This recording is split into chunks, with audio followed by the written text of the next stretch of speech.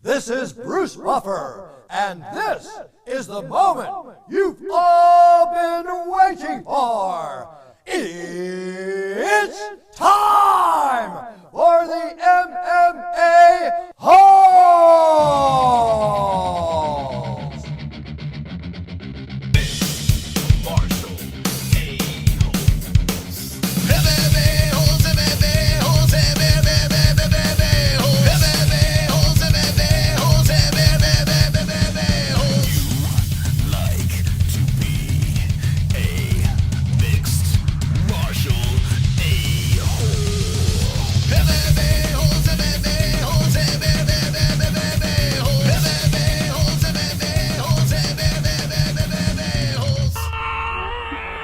No way. From the Sanosi 1.5K King Studios of Arizona, Kevin Holland unretires. Combat sports news, UFC news. Let's hang out with the MMA-Holes.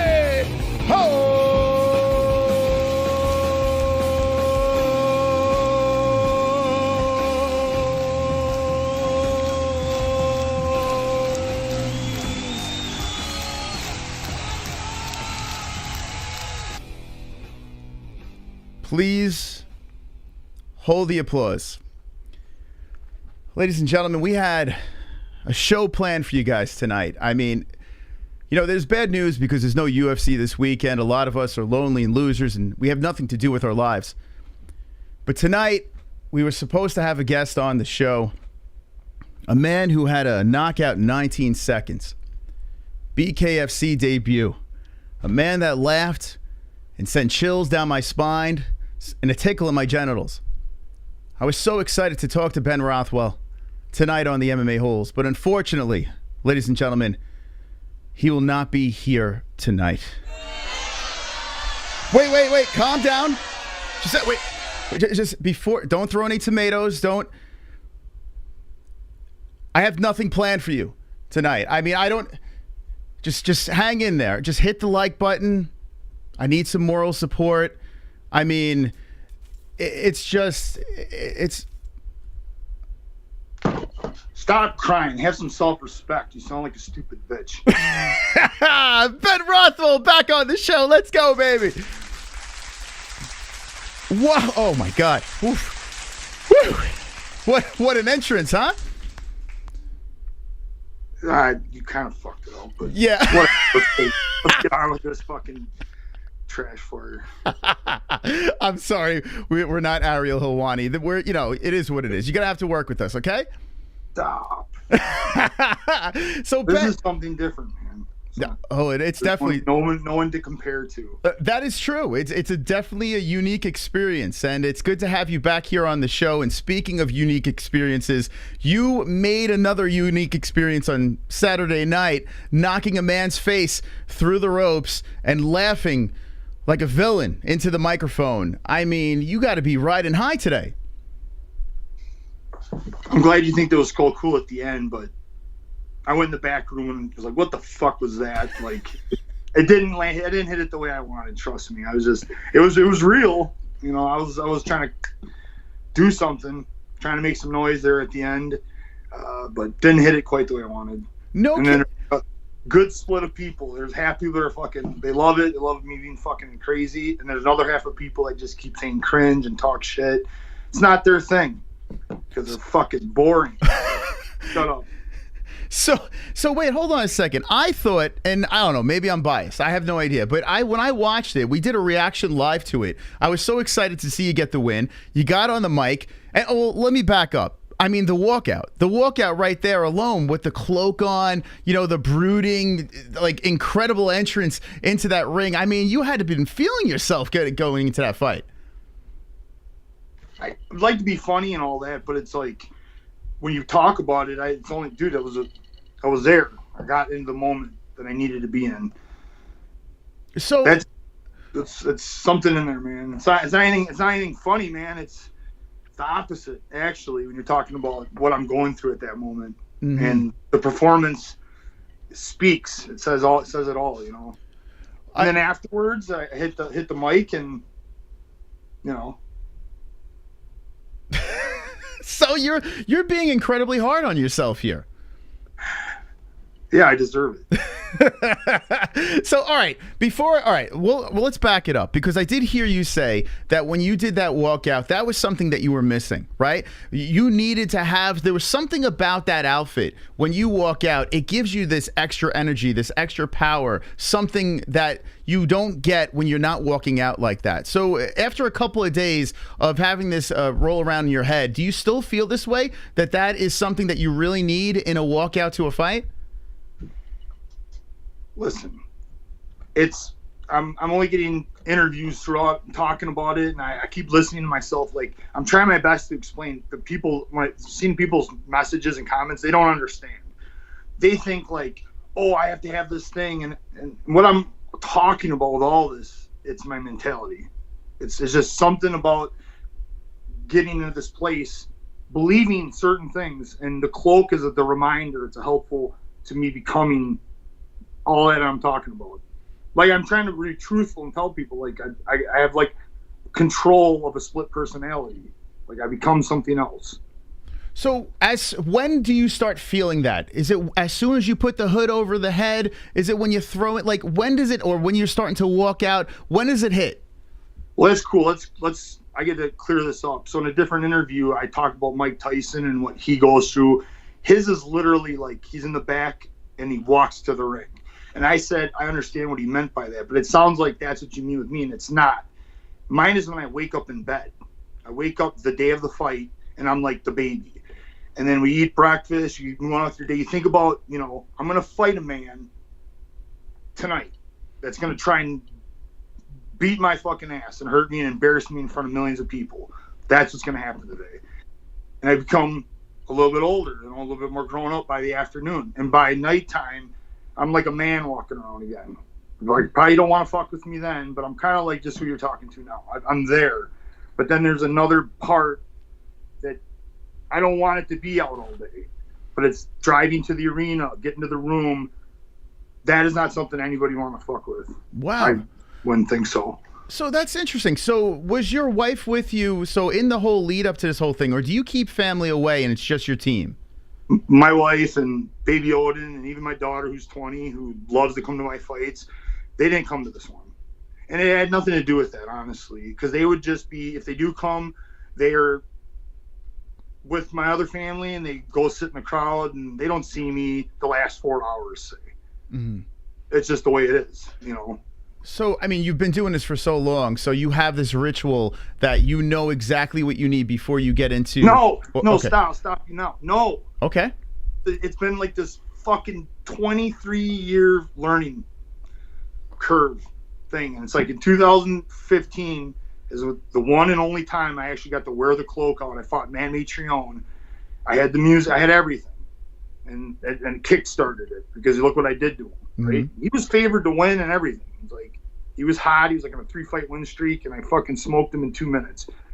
And it could have been faster because I was just really getting a taste of believing what I'm telling all of you. And then I go against Josh Barnett, who, well, I'm going to be honest, people around me thought I had no chance whatsoever. And by the time I got to the arena, I was like walking in, I already knew what was going to happen. Wow. And I knew everything was wrong. But now since then, yeah, they honestly fucked with me when they were telling me, if you try to wear your cloak, we're going to charge you the fee for the fight. We're going to stop the fight right then and there. We will not let you get in the cage. Like, yelling at me like that. I'm like, what, man, this is fucked up. I'm trying to be entertainment. I'm trying to get into the mode to fight the best that I can. And you're cracking off about some dumb shit that literally, at the time of Reebok said a boxing cloak. I'm like, it's a boxing cloak. There, just make it a fucking, put Reebok on it. I don't care. And they were like, fuck you.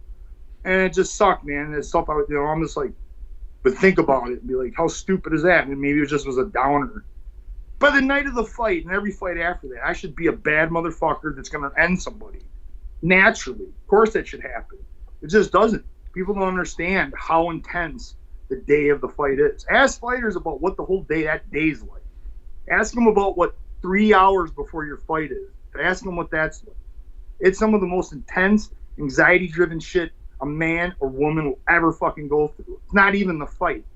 It's before the fight. It's a real mental fight. This is absolutely fascinating. Listen, I'm too much. It's crazy that nobody understands that. like well, you got to make the walk. Breaking it off for you, man. Only if you make the walk, you could understand this, right? That's. I mean, let's be serious. But the only other fighters. Listen, I had a talk with a guy today. Had his first fight over the weekend, and I'm like, how many times for the years you've been around me have I talked about the adrenaline, how tired you can get in a fight, all the things? He's like, oh man, he told me. I'm like, yeah, it didn't matter how much I said it. You don't know. You now know through the feeling, through going through it, what that is. He's like, 100%. Change his life. He'll never be the same again. You have to feel it and go through it to understand what I'm talking about. It's funny, like, I've only had the pleasure of sitting cage side doing like play-by-play. I've had the pleasure of interviewing fighters after a fight in the regional scene, and I've actually walked out with a friend towards the cage, and I shit my pants just walking with the guy. I couldn't imagine getting in there and saying, oh, we got to beat each other up now, and then before that, like, I stress out about everything. I stress out if I'm going to go to the doctor. I stress out if I'm going to fucking the grocery store. I don't want to be around those people. I couldn't imagine opening up my eyes in like the day of a fight. Like, so walk me through this. It's fight day.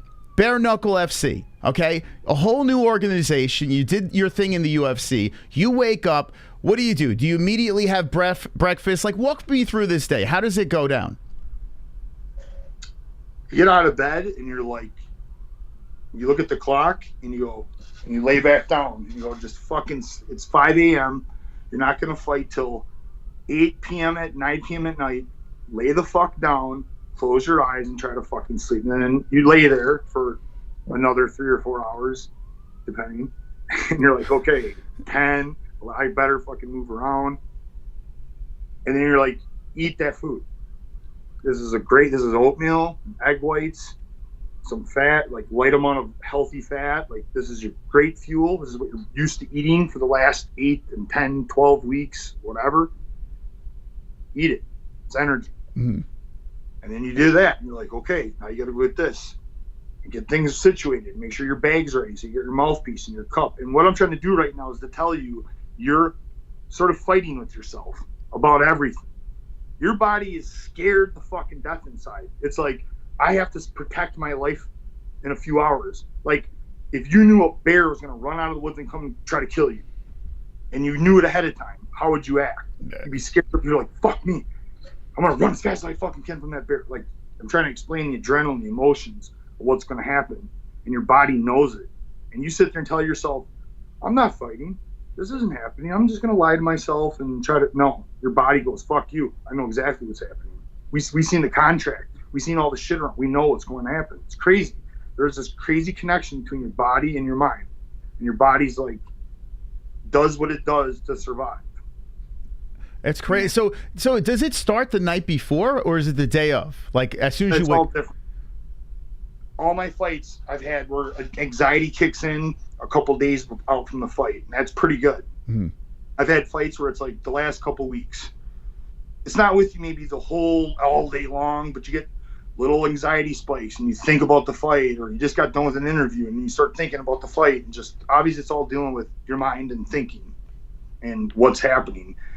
And then as the week it gets closer to the fight, it becomes more and more physical anxiety as well, if that even makes sense. Yeah. It's like the body kicks in. It isn't just your mind racing thoughts, it's your body knows what's going. So now you got this combined anxiety of mega anxiety, and things tighten up, and it's all different through each fight. It's crazy. Like, maybe it's the foods we're eating, maybe it's the amount of sleep we're getting, maybe it's how big the fight is. That's more than anything. It's a huge fight. It's a main event fight with 5 rounds against, in your mind, the toughest dude you ever fought. Dude, the anxiety's fucking going crazy. So you can train more and more and more to fight it. You're like, I'm gonna train as hard as I fucking can, and then you do, and you train like everything you can, and then you just go, but I could do more, and I could train more, and I could train harder, and I'm still thinking all these crazy things, and my mind is racing, blah blah blah. It's like, that's the whole meditation and relaxing, and there's so much to it and so important. Breathing and focusing. But I want all this whole time I'm talking to you trying to explain to people it's work. Mm-hmm. You're under a constant stress and you're working, but make sure that you eat and make sure you do this and make sure you do that. And I know that there's some young fighters going, what the fuck is he talking about? You just get them and do your thing. Yeah, when I was 19 and 20 and 22 years old and I already had over 10 pro fights, yeah, I remember it was like that. But as you go and the fights get tougher, they become a bigger deal, more pressure put at all things, that it starts to change. Would this be the most pressure you've ever felt in competing? This was a triumph of all the 20-some years and focusing it. And I was trying to tell you, I'm like still figuring this out and learning it. And there's something to do with confidence. Confidence is the one to defeat it. When you know you are what you are, that's how you defeat everything I'm talking about. And I had the most that I've had for some time, and it came out. Like, it's still there, you still get it, because I tell fighters especially, if you don't have it, you should be worried. Then that's a problem too. So you're always going to have it. It's like a challenge. You have to deal with it mentally. But now it's at this point where I was able to deal with it the right way. And yes, the cloak and me becoming that, it all helps me conquer what I'm talking about. It makes sense. It does make sense. Like, people go, I just watched the Marilyn Monroe special last night, a movie last night. I don't know if you watch any Netflix or any of that stuff. And Marilyn Monroe had, her regular name. She had a horrific past. And she developed this character, Marilyn Monroe, right? She turned into Marilyn Monroe to kind of, mute out everything around her and become successful. And it almost feels like the same thing here. It's like you got all these things going on in your head. I need to turn into this character to deliver, this performance, and then I can go back to being, everyday Ben. Is that how you feel? Do you feel like you actually go into a character to compete?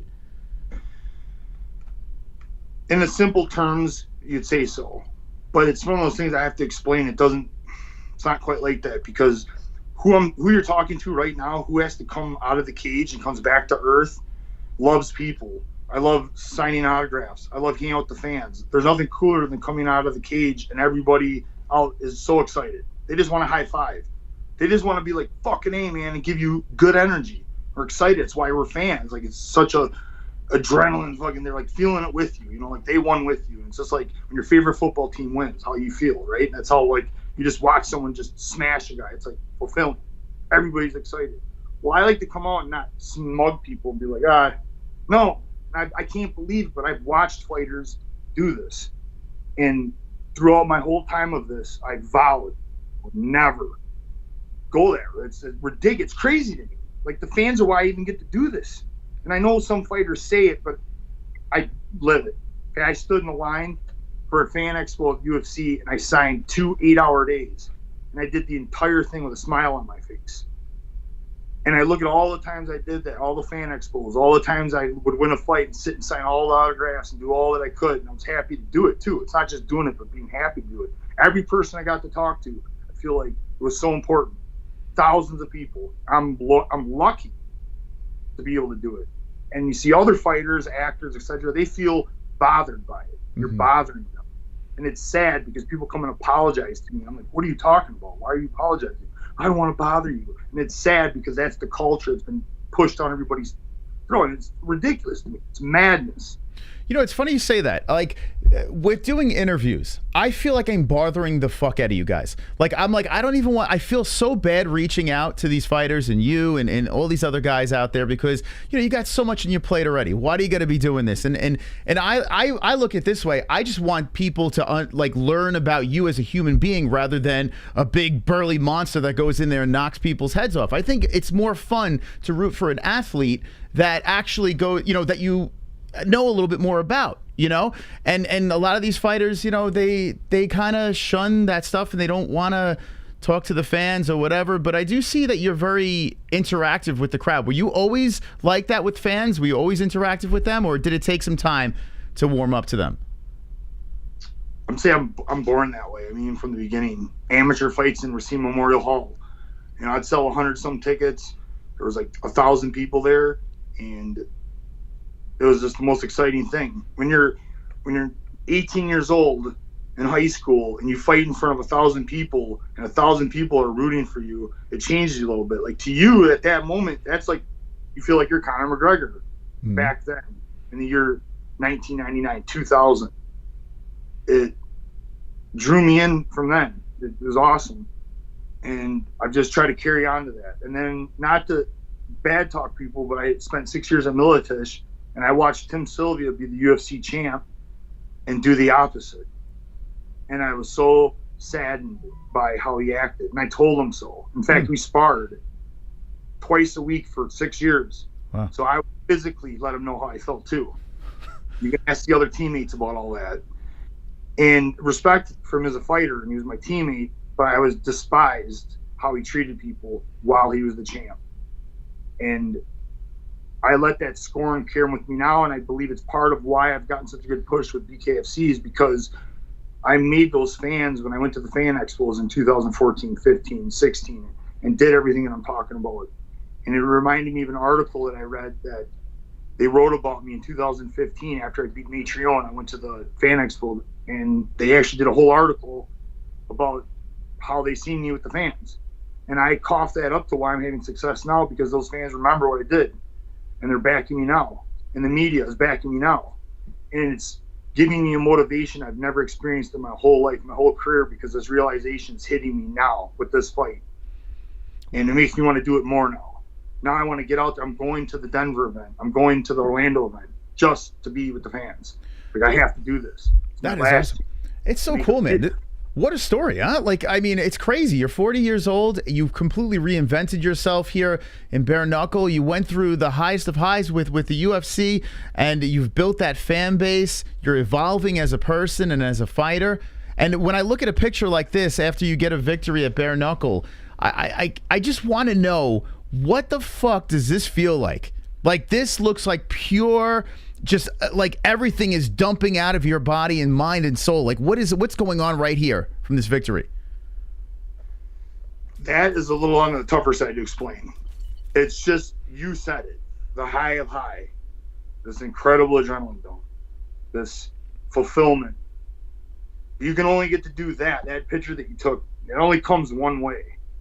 I mean, you can win a decision and feel like you're that excited, cool, but I would not.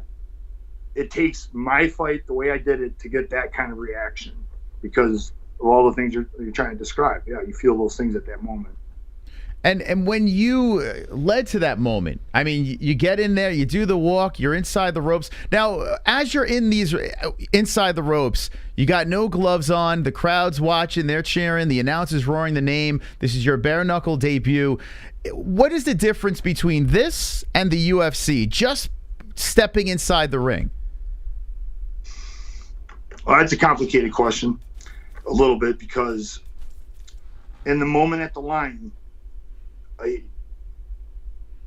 this realization came over me. It says, he can't kick me. He's not going to try to, he can't take me down. That once I start throwing these, he only has a very limited of ways to deal with it. And then, and this is all happening within seconds, the ref goes it, and I'm just like, oh man, you have no idea what's about to happen to you. And I honestly tell you that was happening in the UFC, except for those couple of fights I was talking about. I'll tell you, I felt it, Alistair Overeem and Matreon. But Josh Barnett, I can't tell you that. I was like, this is Josh Barnett, and I'm going to have to fight my fucking heart out. So I began the decline right there. And then I had had some success, and then I kind of forgot about everything I just told you I was learning. I kind of just got away from it and was just like, I'm just going to do me, and failed. It's fascinating.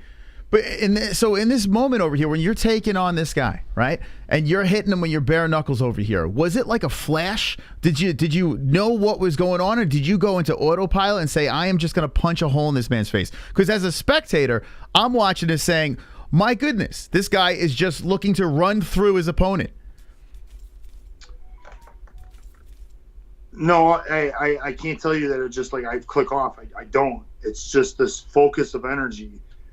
So my teammates at best explain it that I'm kind of like, when we start sparring, a lot of times I'll just be in warm-up mode, and I kind of have my hands down. I'll kind of let my chin out. And he says, and then we'll hit you. And then all of a sudden your chin drops, and your hands go up, and you become really focused, and they go, we get fucking scared to death, because we know what happens after that. And that's what's me. Well, I've gone into fights, big fights, and been like, oh, I got to warm up first. Yeah, it sounds fucking crazy. It's stupid as fuck. Trust me. I know. And that's not what happened this fight. This fight, it was as if I accepted he'd already hit me. Understand? And now he got all of that. This is fascinating. I tell you what, and if you just jump it in, we're here with Big Ben Rothwell. Got a big win, 19 seconds, Bkfc 30. I mean, what a debut. What a victory speech. We'll get back into that in a second. But I want to know, before the fight, you say you get nervous and this and that. When I get nervous, I used to DJ and stuff like that. I used to get nervous. And I would have to take big steamy dumps. Did you ever have a situation where you're like, oh, I got to fight right now. I got to take a shit? Thankfully, the adrenaline and preparations kept me out of those situations. But if you want to hear a funny story, because I brought up Tim Sylvia, do you guys know he shit in the ring in a fight? Tim Sylvia? Yeah, I think we can look it up because they backed a lot of that stuff. I think it was Brandon Vera. He had pebbles on the ground. Because I was like, what? And I was like reading, and I was like, they kept it, they kind of on the, they got it like hush hush. But Tim was laughing about it in the ring, kind of at him for in practice. And I was like, and then I seen on the internet that some people had found out about it and talked. I think like on the underground and stuff. So that shit. Now, like, let me tell you, that would be I think any fighter would tell you that's like a nightmare of an embarrassment thing to happen. You know? Well, it's funny you say that. We had Justine Kish on the show. I don't know if you remember Justine. She was in the UFC. Now she's in Bellator. She fought Felice Herrig in the UFC. And she shit her pants. And I immediately reached out to her. I need to have her on the show. And she was a great sport about it. She made many jokes about it. But that sounds like the most horrific situation possible to be in a situation like that. So is it ever in the back of your mind, like, I don't want to shit myself right now? Well, that's more reason to finish the fight fast. But she, this is the problem. This would happen to anybody. Now their mind is going, oh, I'm shitting myself. And someone the other right in front of you is trying to fuck you up. Like how that mental, as I'm trying to explain, the mental focus, how important it is. And just letting the mind wander a moment. That's it. You don't have a moment. You have split second. You ever worried about what you're going to eat? I mean, you cut weight, you make weight. You ever worry about, like, now when you're rehydrating and all that stuff, you ever say, I can't eat this because I might shit myself? Like, do you ever worry about what you're eating? Not shitting yourself. You're thinking about maximum performance and energy. So you try, and then, like, dude, I've done all sorts of things. And even this fight, there was, like, I'm not going to get too into details. I'm just saying, like, some people used to go out for steak dinners, steak and lobster the night, before a fight. And that might be heavy in your stomach, especially steak, and tastes good the night before a fight, but, like, the next day you might not perform as well. So you start thinking about, I need energy, I need carbohydrates. So a lot of people eat pasta dinner. Well, if a pasta dinner has a bunch of butter and seasoning and the sauce is really heavy, that sauce could make you have indigestion, weigh you down. So again, there's just like all these little things you got to think about. Why am I eating? It's the night before a fight. It's the morning of the fight. What do I want? Performance. Well, what's performance? Something that's going to digest. It's going to give me all the vitamins and minerals. So you're thinking fruit, carbs, clean carbs, all things like that. Like some people don't use dairy. So they cut out dairy, but then they just replace it with certain types of milks. I'm a dairy guy. I'm from Wisconsin, but it's part of me. So it's like I have those things, but my body handles it. Everybody's different. That's the problem. Everybody wants this one recipe that works for everybody. It's not how it works. Mm-hmm. You got to figure out your body, and I have done that in the 23 years. I know what's good for me, what's not good for me, and I've learned the hard way. I learned through experience. So guys and women need to, like, record these things and think about these things and have a science for their body and what they need, not what someone tells them. That's the other fucked up part. Everybody needs someone right here telling them what to do. You can't fight that way. If you're in the ring, man, that's all you. If you don't have it figured out, you're fucked. You get looking over at your corner. Hey, what do I do now? You get fucking blasted. So, I mean, did you hear anything from the corner in the 19 seconds when you got the? No, I heard him screaming and hooting and howling in the fucking after I won. Who's the first person you looked at as soon as you got the finish? What was the first person you like? Feldman? Yeah, of course. And what does David smell like? Fucking fucking weird, man. You know what he's saying. David's a nice guy. Yeah, we have his phone number and we texted him, but I don't know. He didn't get that close to me. What are you kidding? Never smelled him. Seen me. He went like this, dude. He breathed out. You didn't give him a quick sniff as he congratulated you? He did, dude. You hear what I said? He was on the floor and he reached up way and touched me with a finger. That was as close as he was gonna get to me. I was like, fuck that guy. So I mean, he must have been very happy. I mean, let's be honest. He was happy. Yeah, they want you to win. Like let's be serious here. You have the personality, you have the look, you have the fighting style that is perfectly marketable for bare knuckle, right? Well, you can say that now. That's why Saturday was so important. Mm-hmm. Because we've watched plenty of people get built up and come in and not do what they were supposed to do. And then what? You're talking about Paige Van Zandt, correct? I didn't say shit. But people seem to know what I'm talking about. Obviously, I'm speaking some truth.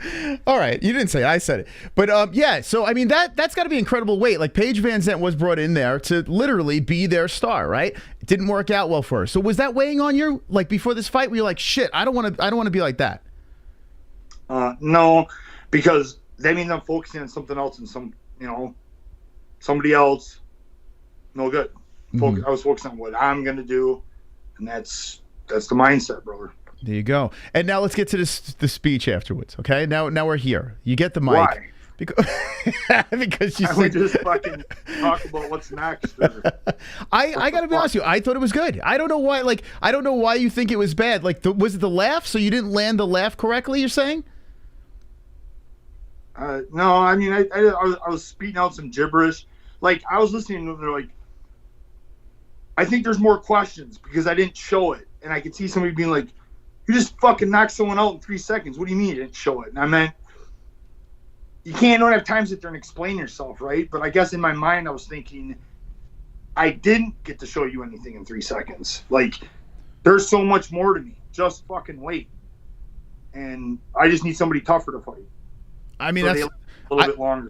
That's what I got out of it. I mean, that's what I got out of it. Like, I thought it was very clear. And also the way you put everyone on notice. Like, hey, I'm here, motherfucker. I'm here to make some noise. Everyone get out of the fucking way. And then you did the laugh. I mean, did you like the laugh or no? It can come out better. Well, how about a little bit of a... Ben, how about this? Yeah. How about we have a little redemption tonight? How about tonight you look into the camera, I'll put the echo on like you're in the arena. And how about... No, I was about to do it just now, yeah. And then you kept fucking talking, you fucked it up. Well, I'm sorry. Hold on a second. You can't do it on demand. Listen, this is all, I used to tell people this. They want to hear it all the time. I said, it's a heart rate thing. See, my heart rate doesn't go up where it's supposed to. It's not real. Like, it's part of the persona that I talk about. It's like copyrighted under, you want to call it the Dark Lord? Like Zane? I don't know. All right, well, something you don't want to fuck with. Ben, let's try this. Okay, ready?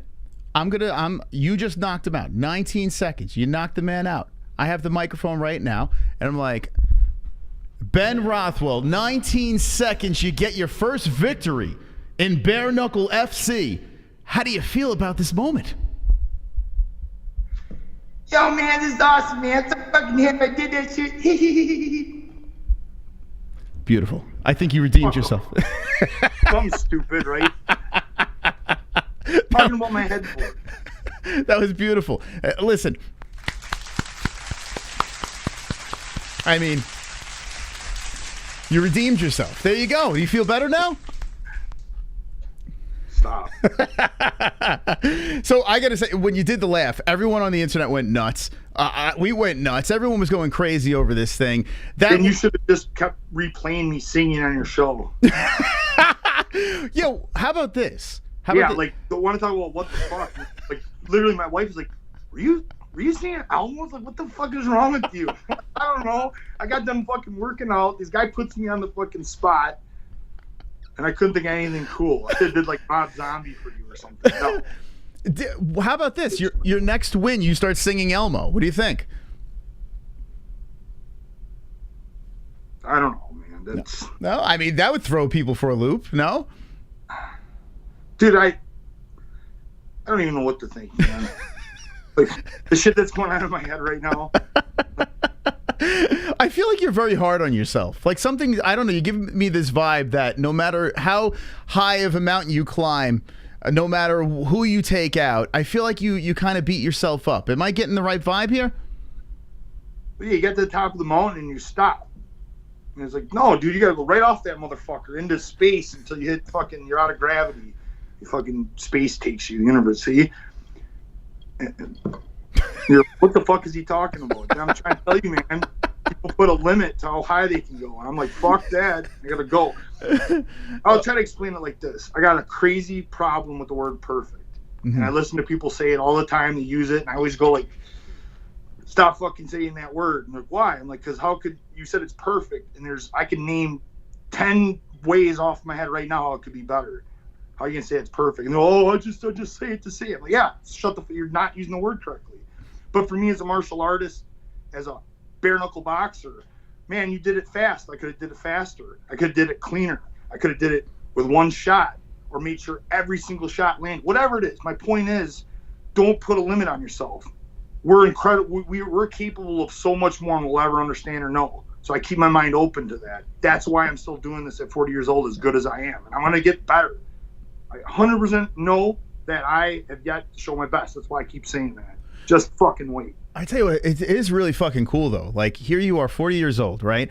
And now you have potential to be the face of bare knuckle boxing. I mean, it's on the ground floor. I mean, does your wife look at you now and say, "Oh my God, I just want to rip my clothes off and have sex with you"? Does she see that with you now that you're the face of bare knuckle? You got like some kind of fucking mind reading of the opposite. like the shit that you're bringing up today. It's like, it's funny because it's like, no. And actually, I'm like, what the fuck? Why are you so mad? Like, shouldn't we be happy we won the fight right now? Just like, we gotta. He's almost 2, and little boy is. You know, imagine a 2-year-old version of me, just even crazier yet. Like, he is fucking hilarious, but you know, he's gonna be a bigger, badder version of me. We can tell. It's my son Odin, so he's gonna handle. And I noticed you named your son Odin. I heard that earlier in the stream. So Odin, that's a fucking bad. You have to be a badass if you're named Odin. Your father's a monster of a fighter, and he's got some big shoes to fill too, as well. He's already filling everything you just said, man. He's awesome. It is kind of funny. I look at baby pictures, and he looks like a little me, but he's way cooler. That's awesome, man. Well, good for you, man. Good for you. I'm happy for you. I'm glad that you have a nice, healthy son that is going to take over the world. Would you let him fight and compete like that, or you want to carve him in? I'll explain it like this. He's going to learn his father's craft. Young age, I'm going to start, make sure he's, you know, his mother's going to teach him how to use his brain and take care of himself and go to school and do everything he needs to do. And I'm going to teach him how to defend himself and how to believe in himself. And he's going to have that, because I don't care if he becomes a doctor or a lawyer or a fighter. He's going to know how to defend himself and take care of himself, because that's going to carry him the rest of his life, whatever he does. Now, if he decides that this is the passion inside of him saying he needs to do what I'm doing, I'm not going to fight that, because that's like someone trying to tell me not to fight. Like, you have no idea what's going on inside of me. And I'm not going to go with him. But it's like water. Not to recite Bruce Lee, but he knew something. He's trying to explain to people the flow of things. And if my son says, hey, I need to do this, then that's what we're going to do. Like, follow that energy and make him the best he can at wherever that path takes him. We got to take it. I tell you what, the kid's a lucky kid. What are you going to do? Like, I know you've mentioned bullying and all that stuff. It's inevitable in school. Kids are idiots. And what are you going to do? So if you find out that, you know, God forbid, Odin's getting bullied or anything like that, are you going to, like, kick the shit out of the kid's parents? Or, like, how are you going to handle something like this? Or are you going to tell Odin, go into school and kick his ass? I'm going to do my best to prepare him. And first and foremost, I believe 100% that he'll be prepared to physically deal with any other kids, at least at his age group. He would. But he's going to know with that power he has that responsibility. One of the greatest lines Stan Lee ever put on us, using the comics, is it's true. The great responsibility he has with his power. So first and foremost, he's going to try to be smarter than the kids. If the kids are messing with him, he's going to use his mind to figure out, how can I make this kid feel bad about himself instead? Or make this kid feel stupid for making fun of other kids. That's what we got to teach our kids how to do. We diffuse the bully to begin with. Not just fight them with fire. Then just perpetuate stupidity. So now listen, the stupidity is already to a high of a level, and the kid comes and just pushes Odin before he can do anything, yeah, Odin's going to deal with him. And that kid's going to regret it. There you And go. I'm not gonna say shit. And you're from Wisconsin, right? Is that where you're living now, Wisconsin? Born and raised, bro. So cheesehead. Fuck, who doesn't like cheese, man? No, are you a Packers fan? No, I don't watch football. Oh, you don't watch football? Oh, okay, because my Giants are I'm playing. not a sports guy, believe it or not. Like, I keep with my realm of fighting, but I'm not like a hardcore boxing fan, and I can't tell you the who's who of everything. It's just not so. When you were a kid, did your parents try to push you into football since were you always a big guy, or did you grow up like? It's gonna sound like whatever. Like, my parents are still married, and I see them. They live 2 miles away from me. We see them weekly. I have a good relationship with them. But if you explain to people how I was raised, they'd be like, "Oh," and they don't understand that my parents had a very, very hard upbringing. And they came from nothing. My grandparents were broke, and my parents were virtually broke. But they had each other, and they could work harder than anybody I know. And they busted their ass at their daily jobs. My dad worked at Snap-on Tools for well over 30-some years. But there was a time where my parents had an opportunity to buy a restaurant, and I was about 6 years old. And they bought that restaurant and ran it and worked their other jobs. Oof. And doing that, there was no taking Ben here, teaching Ben that. And it was a hard upbringing, man, because I was alone. I was, and I'm over it. And it's tough if I told you all the stories. But the bottom line is, one day my dad told me in my 20s, he said, yeah, you did get sacrificed for the restaurant. Wow. And I kind of just accepted that my dad just admitted to me the truth, and I let it go. And I moved on with my life and said it made me a harder person. I'm stronger because of it. And my parents at the same time, it wasn't like they just abandoned me to sit on their ass. They were fucking working their ass off. And hey, man, I had a lot of things other kids didn't have. So I need to look at my blessings, not my negatives. And that's just to kind of clear that up for you real quick. Wow. Have you ever gone to therapy or anything? Fuck you. I mean, listen, I need therapy. I can tell you that much. But have you ever thought about or ever gone to therapy? About, like, your past or whatever? Dude, therapy, a therapist is the whole reason I started fighting. Is it really? Yeah, and not in a good way. Okay. All right. Now we got to talk about this. So I'll tell you, I don't give a fuck. So when I was 18 years old, well, no, 17. Let me get the story straight. Okay, I'll real quick rehash. My very first fight ever, I'm 17 years old. I'm a junior in high school, going to go into my senior year. I fight July 25th, 1999. It's a 4-man tournament, and the very first kid I fight is in YouTube is worst MMA fight ever. And you see me beating up a very fat kid. I was 17, he was 19. And he had his buddy that he brought that was same age. And then the buddy fought a 30-year-old that was from Cleveland. I was from out of town. I came from Wisconsin, 17 years old. I was with my buddy Kai Hansen. Dave Strasser was like, hey, you guys want to try fighting? Cool. Drive out to Cleveland, Ohio. You're going to go to this tournament. And he sent us off on our own. Kai was 19. I was fucking 17. And we go to this tournament. I have to sign a fake social security number because you're supposed to be 18. Monty Cox was the promoter in Cleveland, Ohio. And here it is. We're in this 4-man tournament. And the two kids thought it was like a wrestling match. Don't ask me, man. I have no idea. They put me in the ring with the dude, and you see what I do to him, and everybody is appalled by it. Well, they don't fucking show is that I had to fight that 30-year-old I told you about. And that was a real fight. It was 3 minutes long. But I had just enough in me where once I got him down, I mounted him, and I knocked him out with open hand strikes because that was the rules in Ohio at the time. So I fucking face palmed this dude right in the nose and knocked him out. And I was a 17-year-old that just beat a 30-year-old man. Wow. Yeah, I had a little bit of a high on myself. And I'm like, I just found my calling in life. And that's how I felt. And I was excited to get back to training and everything like that. And then real quick, a couple weeks goes by. We go to a UFC. I don't remember the number. It had to be, this is like UFC 12 or 11, some shit like that. It was Iowa versus the world, and it was in Cedar Rapids. So you can look it up. Whatever UFC that was in Cedar Rapids, it had to be right around July August. Yeah, it had to be August of 1999. That UFC in Cedar Rapids. We watched the fights. They were awesome. And then Tito Ortiz was there, and I got assigned Tito Ortiz from Punishment. So he was going to fight Frank Shamrock or something real soon. This is how old back this was. The reason I'm telling you that is because I wore that Punishment shirt at a church festival on a Sunday. I drive home. I'm like 2 miles away from my house from this church festival, and I go to fucking slow down, turn with my buddy. I'm high off of life. I'm a fucking real life MMA fighter, all this stuff, and I get fucking hit from behind from a Ford 250 that traveled approximately 120 miles an hour, and I was in a Hyundai Elantra. Car goes into my parents' yard, spinning so hard, so fast that it hit and knocked down the tree, and my buddy that was next to me was dead. And I was knocked the fuck out. I'm only knowing this because the story I was told, because I woke up in the hospital 4 hours later, them telling me all this. So that's the hardest I ever been hit in the head. And my head hit the steering wheel, whatever. I was fucked up and a little bit out of it. And, you know, it was fucking hard, man. I got like my whole half of my fucking ribs were destroyed. So I didn't get to play football as good as I could that year. I was still trying to play football. I obviously couldn't train or fight no more.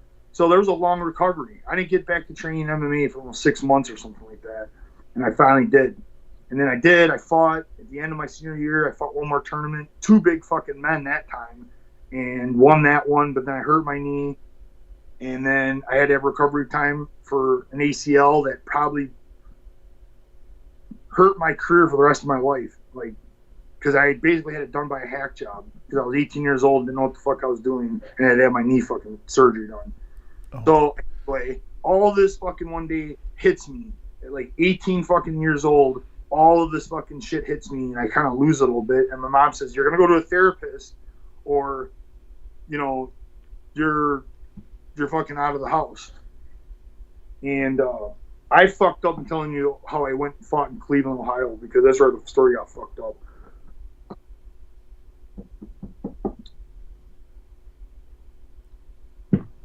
I fucked the story up. From what I got, that was therapy session number 2. The first therapy session, the whole point of this entire fucking story of fucking July was telling you how the therapist, it was my grandparents had fucking passed away, and I was freaking out in school, and my mom said, "I'm going to kick you out of the fucking house and not pay for high school if you don't go to a therapist." Sorry, I fucked this up. So I go to the therapist, and I was trying to like talk to this guy and like get help, right? And after a couple sessions, I would go to him, and like the third week of going to this guy, he brings in another doctor, and he's like, "Oh, hey, we want to do this special type of whatever and talk about your feelings." And I was like, "Yeah, sure." And he makes me talk about the deaths and makes me fucking cry and does all this stuff and goes, "Oh yeah, time's up." So I'm like, "What?" I'm like fucking crying and shit. I'm like, what do you mean? They're like, "Yeah, we'll pick it up next week." And I fucking lost it. And that sent me into finding MMA and like fighting and all this. Let's rewind back to the beginning of my fucking story, going out to fucking. I got too excited telling you about the fat kid fight that I forgot to tell you the first part of why I fucking did all this. And it's because of a therapist. Way fucking rewinding back to your original fucking question, did I ever go to therapy?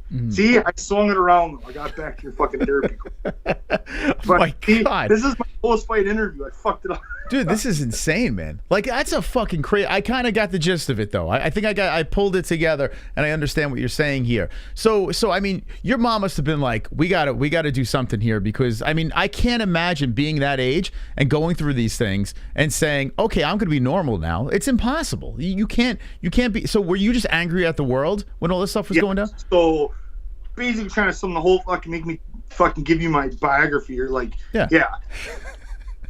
that I was going through some shit. I was angry as fuck. So when I got to high school, you gotta remember, dude, I was a fat kid after spinal meningitis that I had around 6 years old. I go from being like this really in shape kid, and then my life got fucked up, and I turned into a fat kid because the spinal meningitis fucked me up so bad. They had to like, more so my grandma wanted to keep me alive and fucking just kept feeding me, giving me whatever, spoiled the fuck out of me. So my parents were busy at the restaurant. My grandma basically raised me, gave me whatever I wanted. But what I got from that was I turned into a fat kid that all my peers made fun of. Mm-hmm. So even though you go and give your kid everything, and then all it does is backfire, because then your kid has to deal with real life, and real life shits on them for it. Oh, you get your little spoiled bitch. Oh, we're make fucking fun of you every day. So I lived in turmoil my whole fucking grade school life until I was like 8th grade. I fucking the anger started to come out, and I fucking got in shape. Maybe hit puberty, all that, and fucking came into my freshman year looking like I probably should have. Mm-hmm. I was in shape, and people didn't recognize me, and I did a good thing. But even though I should have been happy, I was mad as fuck. I was fucking angry. I wanted to fight at all times. And I didn't know how to really fight, but I thought I could, you know. But that's how I acted in school for a couple of years. So it wasn't good for anybody. So when did you start feeling closure? Like, okay, things are starting to come together. Was it when you got married or anything like that? Did someone come into your life that kind of switched things up? Or like when was like you were like, okay, I'm starting to get a little bit more normal now and I can get back to normal life? Or did it ever happen? Well, fighting was so exciting for me because I feel like I really found something. Because so freshman, sophomore year, I'm going through all this turmoil, and then most of my junior year until I took that first fight, and then that really like changed me. It changed me completely. Like, I guess I wanted to be cocky. Like, I'm going into my senior year, and I just fought in a cage and fought a fucking man. Who are you fucking little bitches? Like, you know, not trying to be whatever, but I kind of like had that, but it was like it fulfilled me enough where I didn't have to be a bully. I didn't have to be talk shit. I'm like, I fight in the ring now. I'm not gonna fuck with any of these people. I'm like, I'm gonna go fight one of the best in the world now. Like, that's what I was telling myself. That to help humble me. I guess that's where it all started, man, because I was acting like such an asshole before, and now I didn't have to act like an asshole anymore. I finally fulfilled what I knew was inside of me, and I'm a fucking badass. And the school, kind of like all the kids, like everybody's like, I think they got it. Like, it's what it felt like. Nobody messed with me anymore, obviously, and it kind of made me stop acting like a fuck. And then I was just focused, man. I was just focused on fighting. As soon as I got done with high school, I dove in hard and started, you know, I had my first pro fight, I think Wikipedia says is 2000 or 2001, but I graduated in 2000. So I was fighting pro almost right out of high school. Wow. That's and then I started making decent money like 2002, 2003. And then I had a falling out with my trainer, and I didn't know what I was going to do. But then that's when I found who I ended up married, my wife, and she was the beginning of what you're asking, like the real grounding. Like, I was becoming complete. Like, I had fighting, it was helping making me a person, but she was like what I've been missing my whole life. Like, I was lonely as fuck, and she's so, like, I was back then, 2003, I already knew I was going to marry her. And, you know, she still with me. And his son. So you're doing something right now, right? You got a family and the whole deal. Everything's so much better now. It's good. It's not been easy, man. Yeah. I mean, I've had my career then, so I had her, and then I went up to Militiches, so I found a new training camp, and I got into the IFL, and you know the rest. But it has been nothing but fucking ups and downs. Like, let's be honest. I did not have some storybook, you know, in Nagano. I fucking just had to swim across the fucking ocean and then, you know, become a world champ just like that. And record. No. Yeah, that's exactly his story, yeah. Pat Militich, that man can drink, huh? Have you ever gone out drinking with that dude? You asking me if you ever fucking drank with me? There was one event. He was doing Access TV, and we were doing press for it, and we went to the after party, and I was watching this man put back drinks, and I was very impressed by his skills. You could drink Pat under the table? Yeah, fucking did, man. I was at the point, him and I were all drinking in Vegas. We didn't do it many times, so it was cool the couple of times I got to with him. But the one time it was just me and him, and I fucking, dude, I showed him what was up because I had to fucking take care of him for the rest of the night. I'm the one that had to get us home. I fucking took care of him. What's the craziest night you've ever had as a professional athlete? I mean, a UFC fighter. Now you're in bare knuckle. I mean, now you're a family man. You got a little kid. But back in the day, what's the no? You want a juicy? Listen, there's probably some fucked up shit that's happened over the years, but there's one story you're gonna like because me, Rory Markham, and Mike Sesanolovich, we were in the IFL together. Regardless of whatever's gone on, Mike Sesanolovich is doing fucking awesome, by the way. He's in Denver. He opened his own school. He's a black belt. His fucking school's rocking it. Guy, it's awesome. So happy for him. Because not all the guys that I was with had good stories like that. His is probably the best. And then Ryan McGivern was fucking awesome. These are guys that I trained with and did the IFL with. And I coughed the IFL up to really jump starting my life in MMA. Like, it really propped me for this long career and did a lot. So I don't mind bringing that up. And we had some good times during it. Because remember, I was with 5 guys and we always fought on the same night. So we always were in the training together. And anybody that does this sport knows that training partners can come and fucking go like the wind. So having guys that are consistently training on the same day and doing the same things is really awesome. And the IFL pushed that more than any other time. Because most time, gyms, guys are fighting on all different cards. So they all have different time schedules, different periods of their training. So anyway, sometime in the career of whenever, I don't remember the date or anything, but us 3 had went out to the district in Iowa, which was like, we live in the Quad Cities. You know, you got half Illinois, half of Iowa. And the district was like the major bar for that whole city. And it was all these bars connected. We went out there one night, and it was bar closed. And we're leaving the bar, right? And we're walking out. And me, Rory, it was me, Rory, and Mark, and Mike, and they were talking to some girls. And the girls kind of got up in front of us for whatever reason. We stopped to talk to some people, and they walked up in front of us, and they were kind of doing their thing. And these 2 dudes kind of went around us and walked in front of us, and the one dude takes a big old handful of the girl's ass. She was like, she's like, what the fuck? You know, like, didn't know the dude and everything. He was like, ah. And Mike and Rory were like, hey, motherfucker, like, the fuck are you doing? Like, get your fucking hands. And the dude's like, oh, and they started talking shit. So we're all walking up to the huge parking lot, and everybody kind of goes their separate ways for a point.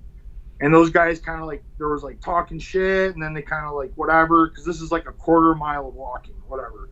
So we get to our car, us 3, and those 2 guys are in their car, and they come up, and our car is in front of a wall, so you can only back up. And they pull up and block our car in. Get out of the car. So I'm like, me and Rory are on the same side, and Mike's on the other side of his car, and Mike's watching, like, oh, what the fuck's gonna happen? And the dude starts taking his fucking shit off and stepping towards Rory, telling Rory, motherfucker this, motherfucker that. And then I'm just like, this fucking idiot has no fucking clue what he's just done to himself. Because I know Rory had like 200 street fights. He was known as having the most fights in our gym on the street. He's from Chicago. That was his thing. And I see his clinch, he's gonna fucking bust this dude in the face. Well, remember, there's fucking cops everywhere. Squad cars patrolling everything, because this is like this is like thousands of people are fucking all going out to the cars and shit, leaving the bars right now. And I'm like, we're gonna get in fucking trouble. So I'm like looking around, and the dude gets closer and closer to Rory, talking shit, like he's about to do something. And I go, bam! And I fucking smack myself. And I go, oh god! And I put myself, and I go, everybody stops and looks, like, what the fuck? And it was like, this is all like within a second, right? And I go, 1, 2, boom! And I fucking blast this dude. Falls kind of on fucking Rory. Rory goes around the dude and starts fucking 1-2ing the dude behind him.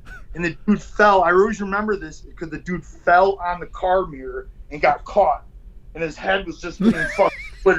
Rory was fucking just sticking. It looked like Phil Baroni versus fucking Dave Manet. Old school UFC fight. Not many people watch the fight.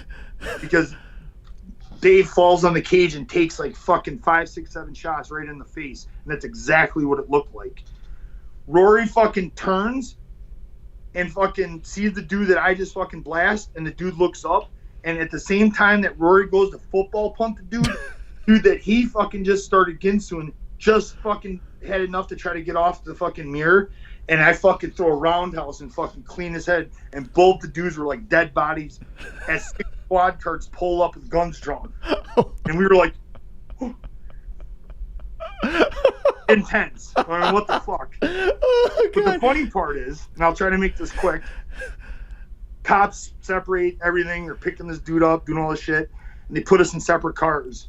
And I'm in the back seat of this car, and this is like 20, 30 minutes goes by, And then I'm seeing the cops out in front of the car with a flashlight and the dude that that just kicked. And in my mind, if I'm this guy, I'm like, oh, I'm going to say they beat me with a weapon. I was defending for my life, blah, blah, blah. So I'm in my head, I go, sir, what is that guy doing? They're like, and the officer looks behind, he goes, looking for his teeth.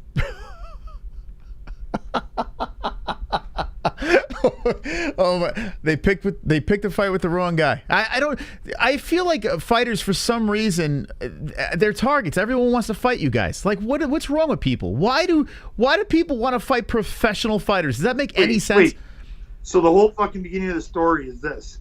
I told you we went to the fucking bar district of like Iowa, fucking Illinois, man. Like, come on, like, you're asking for trouble. So yeah, nothing good happens after 11 p.m. It's true. Now, the 20-some-year-old version, he's like, no, man, I'm going to do what I want. No, that's a fucking kid talking. Like, a grown-ass adult understands. You go out fucking late and bad shit's going to happen. I tell you what, when I was a kid, we used to go out, and if we didn't hook up, we would start a fight. That's how we were. Like, it was it was the dumbest shit ever. But I couldn't fight. Like, I would just mouth off, and my buddies, and then we all start fucking fighting, and it would get a punch or two in, and then the bouncers would get in and break everyone up. You know, it never really happened. I feel like now is a whole different ball game. I feel like now there's so many people. If you see the ear, right? You got the ear going, the cauliflower ear. Don't stay away. Don't touch that guy. Get away from that guy.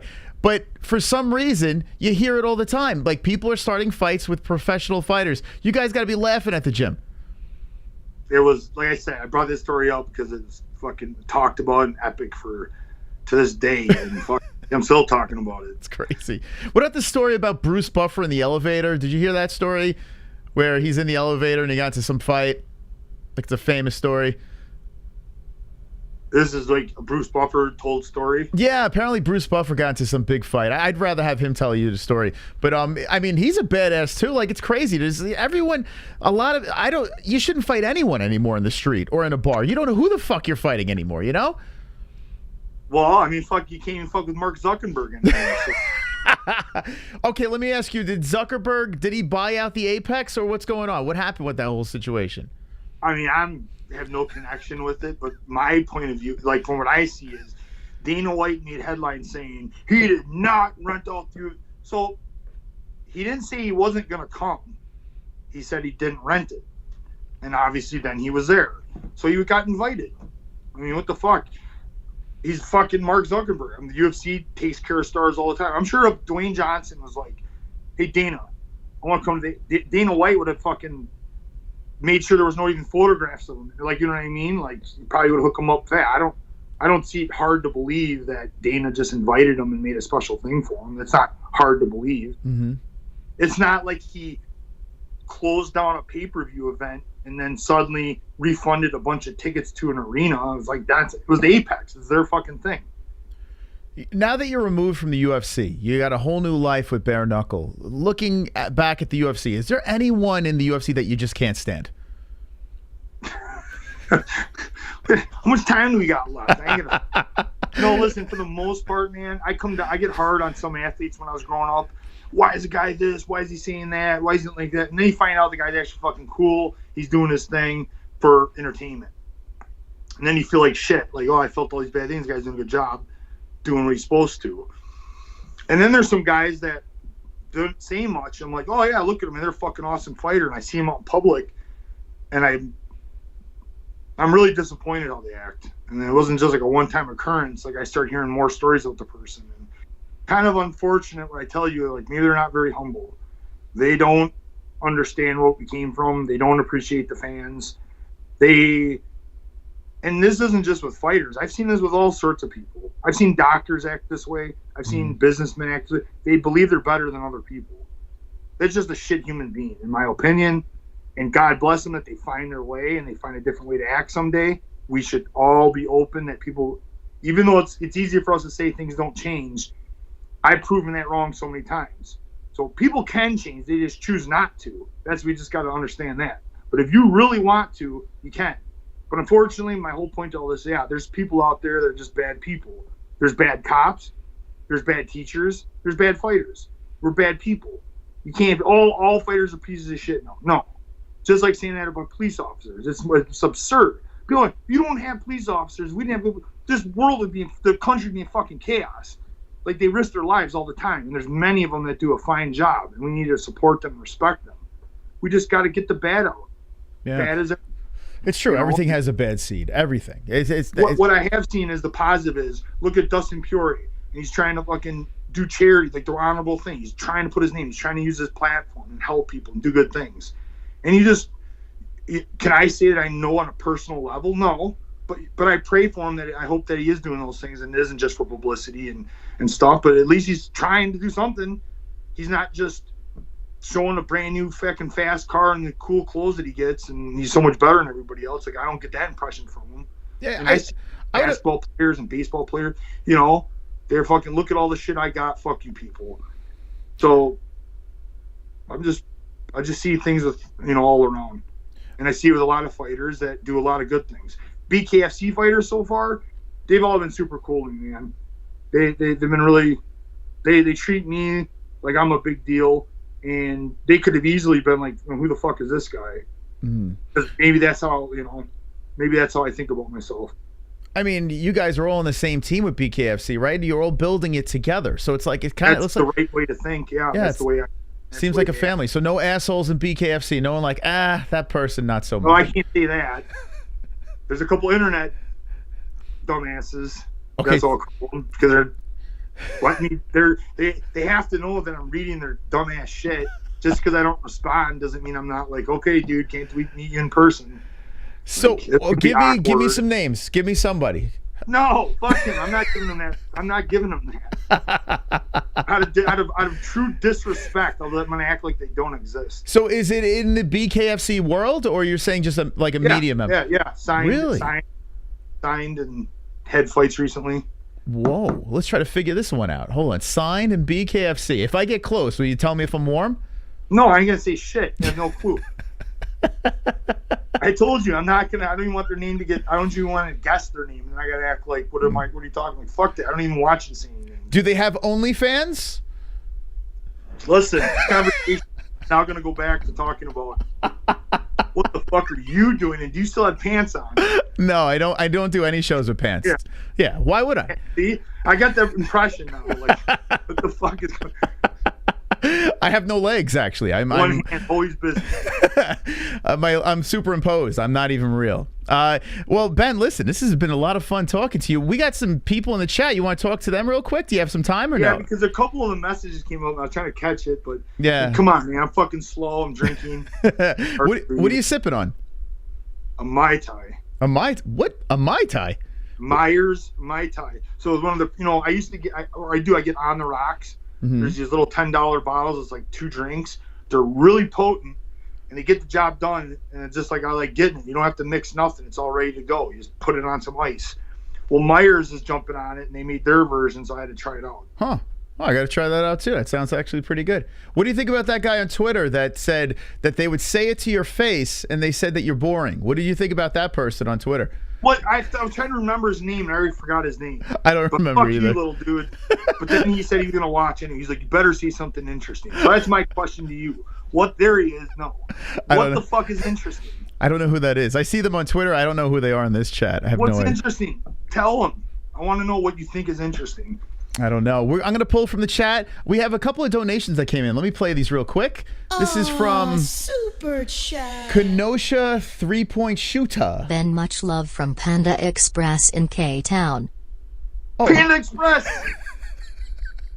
Hey guys, I fucking go there. They see me sometimes. That's cool.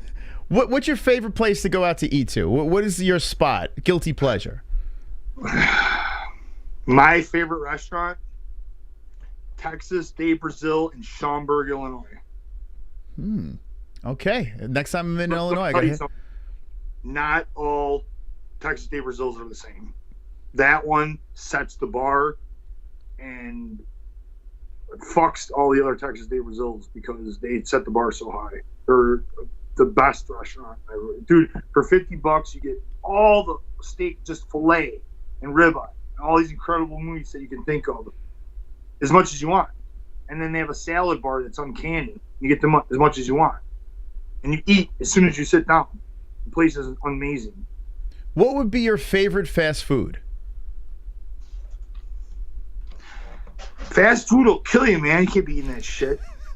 So you don't eat any fast food? Do you fucking believe that? I look like I eat some fucking fast food, huh?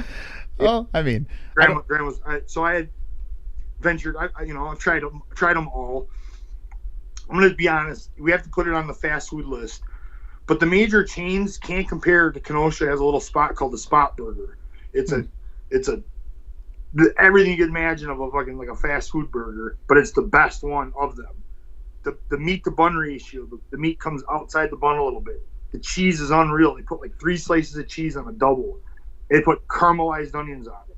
It's fucking awesome. That does sound pretty good.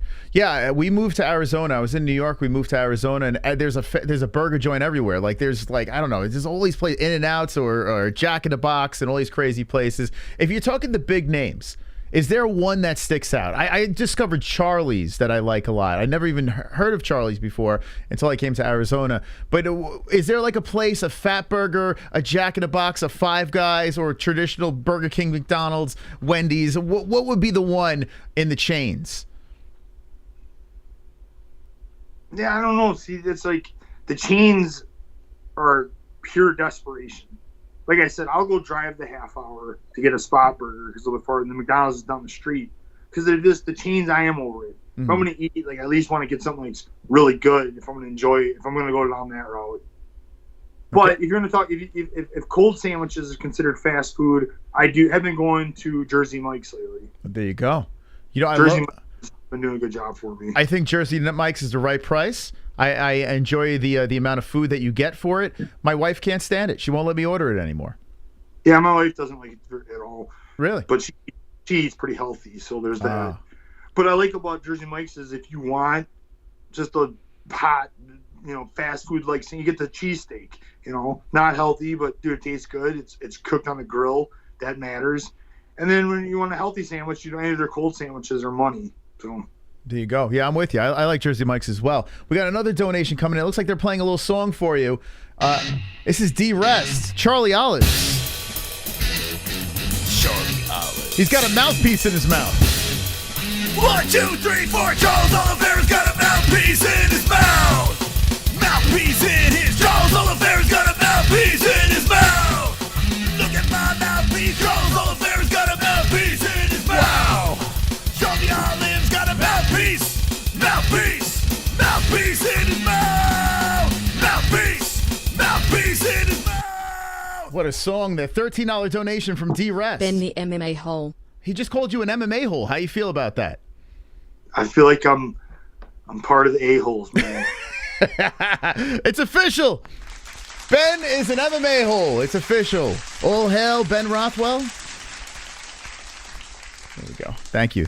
That's one of our silly donations. All right, chat. If you have any questions for Ben, I'm not going to keep him all night. Yes, Big Ben is like, what the fuck? He read my fucking mind.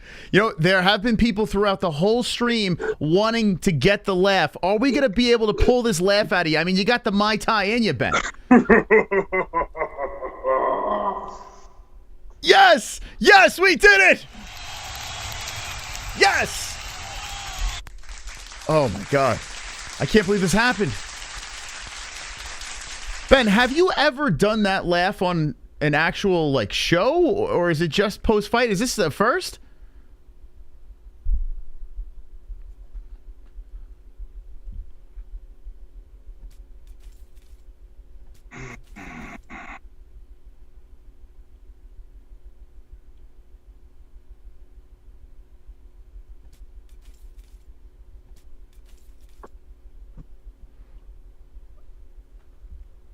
All right. Okay. Now, what just happened right there? What did I witness? I was like, man.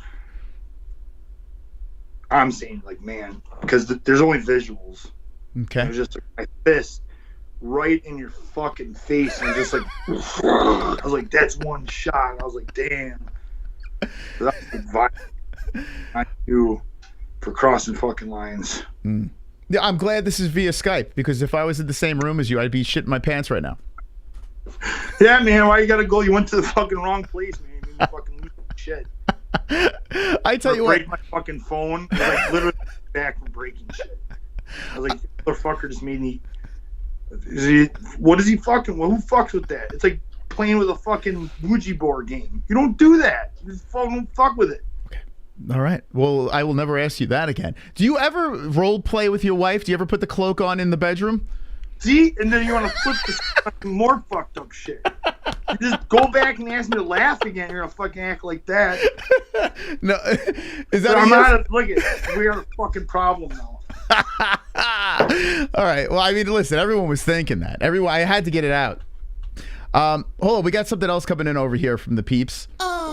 Super chat. This is Into Thin Air donating. Ben, I've followed you for years. I'm loving this interview. Congrats on that KO and at MMA-Holes. I fucking love you guys. This is amazing. Wow. Fucking loves you. Loves you. It's not me. Hi, Ben. What's up, sir? I'm the pillow queen. What else we got here? Thank you. Thank you, Ann. Ann has been a What member. the fuck. People got a lot of things they want to say to you right now. Hold on a second. Someone else got something coming in here. Let's see what we got. Super chat. This is from Nick Peretti Jr. Best interview yet. I've been on this motherfucker an hour and 20 minutes. Dude, I'm sending you a bill. What the fuck? Is this the longest interview you've ever done? Yes. I'm gonna hang up. You know, Ariel kicked you off like 14 minutes, and he says, "Get out of here." Ariel was like I was a filthy fucking horse slut, and he was just like, "Fuck out of here with that." What's that about? I could talk to you all night. I know. I listen. I could chat you forever. Did you watch Dahmer on Netflix? No, I don't watch no stupid shit like that. You don't like disturbing stuff. No horror movies. I watched the worst movie I watched way back to Saw 1. I'm just like I don't need to fucking do that. Yeah, I tell you, like I could write a horror movie. I'm sure I could help direct an award-winning horror movie, but I don't need to fucking see it. It's just like not my thing. I don't I just blame like a good old-fashioned action movie. You know, that's fine. They're fucking corny as fuck these days. Yeah, man. Honestly, I got a passion, dude. I think I could do a good thing in Hollywood with at least with fight scenes and being a bad guy, giving them like I hate corny shit. And like bad guy just needs to die right. Like I'll die, it's fine. Like, but I'm gonna be a really bad fucking guy until it happens. But then when it comes time, the hero gets the fucking he's got to do his thing. And they don't ever do it right. They always want this back and forth and fucking so much corny shit. And Disney is not helping. Disney's fucking everything. Everything's for fucking kids. Did you follow a lot of superheroes when you grew up? Did you have comics and all that stuff? Yeah, I mean, X-Men fan. Dude, I'm super nerd. I'm a super fire. Ben's a nerd. No, motherfucker. I'm super nerd. And hang on a second. Looks like we got an interruption here coming in. Ben Rothwell live on the show. Yeah, somebody called my phone. Have some fucking respect. I mean, don't they know you're on the best show in the world, for God's sakes? I mean, Jesus. Anyway. Where are they going with this? So superheroes. Tell me who's your favorite superhero. Yeah, man. I said people say I'm a dork. No, I'm fucking super nerd. Because I don't... Dude, I can't... Okay, I'm going to rhyme real quick. Magic the Gathering, the game. It's actually really complicated. Okay? Even before that, I'm a big fan of chess. I suck at it, and like some Russian dude would make me look like a fucking rookie, like I never played the game before in my life. Like some people are incredible at that game, but I like it, and I can beat a lot of people that are like on my level because I enjoy it. And then Magic is like the next thing, but Magic looked at as like a fucking nerd thing. It's because most people can't, like they're not smart enough to fucking play it. And the dudes that play it were fucking nerds too, but they're smart. But that Magic doesn't give a fuck about fighting. They don't fucking like me. They don't like fighting. So I don't really talk about it ever. But I love video games. And Elden Ring, for instance. A lot of people like Elden Ring. I had all the achievements unlocked within about 4 weeks.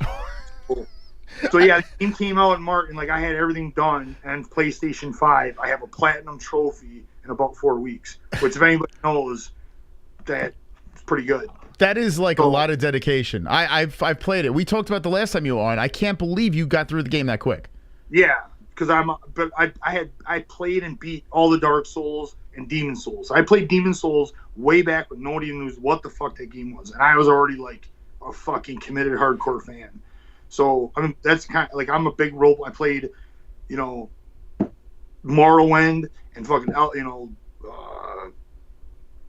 just all the role playing games of that nature. Like really, I'm into. So I like video games. I like comics. Yeah, I was an X-Men fan.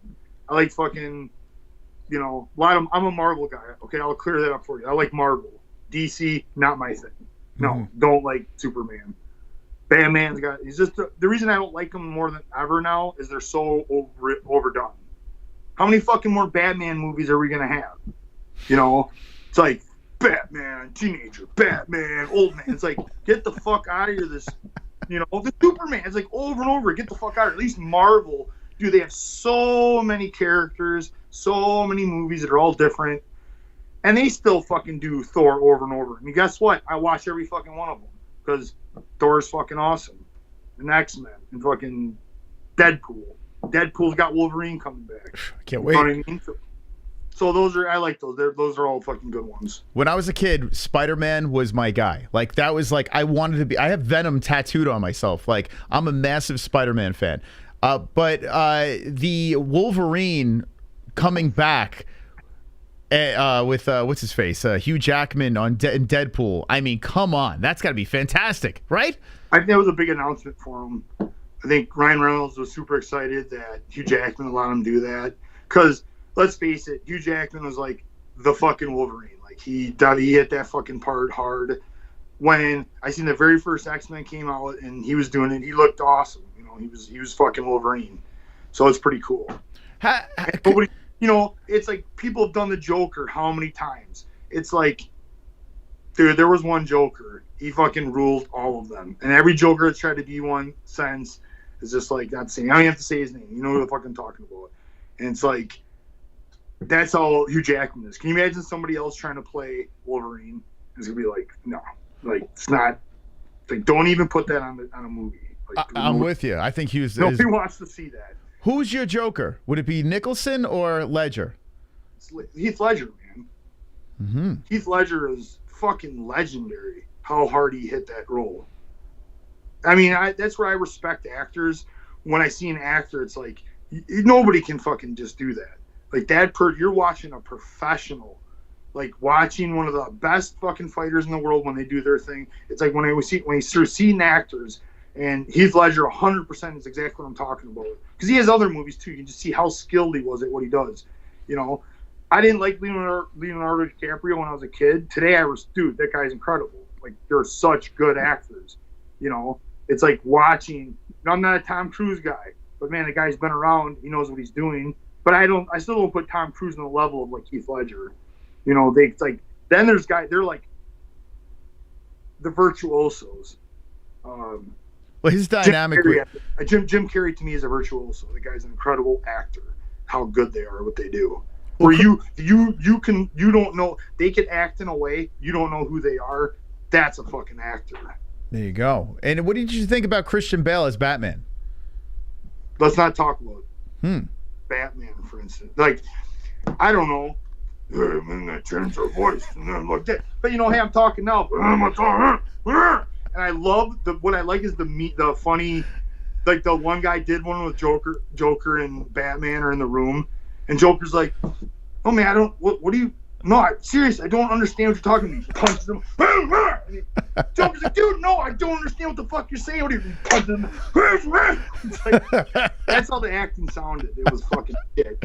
I think that was Funny or Die. I think did that, which is hilarious. It's on YouTube. It's so freaking funny. It's a good one. Yeah. Well, so what is the best Marvel movie out there? If you had to pick one Marvel movie, we had a couple other fighters on that love Marvel as well. What would be your number one Marvel movie? Fuck, dude, I never picked one as number one yet. All right, what's the most I can't tell you I can pick. What would be one was the most impactful for me or something like or that? rewatchable movie as Marvel that you could like, oh, I could always watch this. Go back and watch that movie.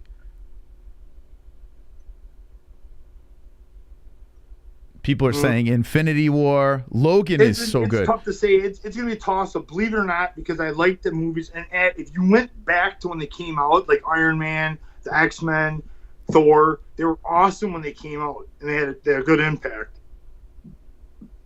But to like watch it again, I wasn't sure about Guardians of the Galaxies, and then it's just like watch them so many fucking times. It's like those are obviously rewatchable. I think they got the music, the different characters, they got the comedy with the action, and they set up Infinity Wars. So that's like my realm of like probably fun to watch, like just enjoying them is probably Guardian of the Galaxy series with fucking Infinity Wars as a finish. That's fair. I can go with that. I just made my wife start watching Guardians of the Galaxy. It's still hilarious. I can watch it over and over again.